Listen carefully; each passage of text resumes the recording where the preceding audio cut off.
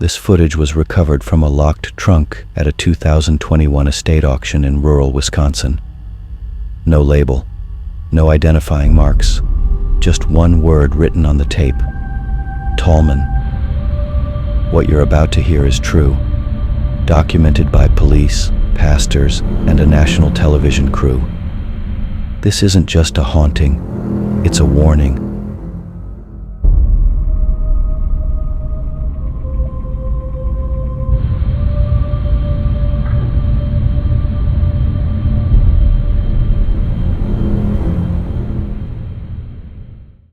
In 1986, Alan and Debbie Tallman moved with their 3 children into a quiet home in Horicon, Wisconsin. Nothing seemed unusual at first. But then they bought a used wooden bunk bed from a secondhand store.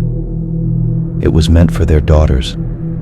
They had no idea what they were bringing into their home. Almost immediately, things started to happen. Radios turned on by themselves. Voices whispered through the baby monitor. Doors slammed without wind. The children began screaming in the night, claiming they saw a red-eyed witch by their beds. One of their sons said he saw a figure standing in the room, tall, shadowy, and faceless. The activity escalated fast. Debbie heard her name whispered from empty rooms. Alan saw fog roll under the door, only to vanish in the kitchen. The kids became sick, tired, withdrawn, terrified to sleep. One night, Alan came home late.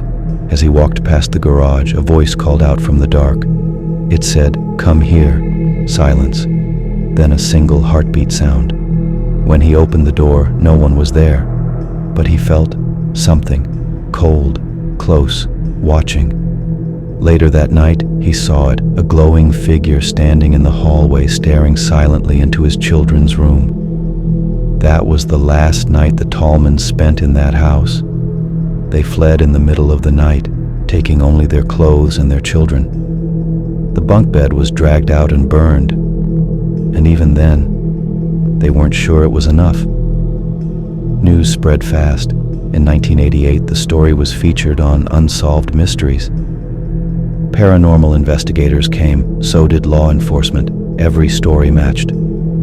They weren't lying. They weren't delusional. This was real. Some believed the bed was cursed, that something had latched onto the wood itself. Others think the bed was a gateway, an object soaked in negative energy, allowing something to slip through. Whatever the truth is, it never came back once the bed was gone.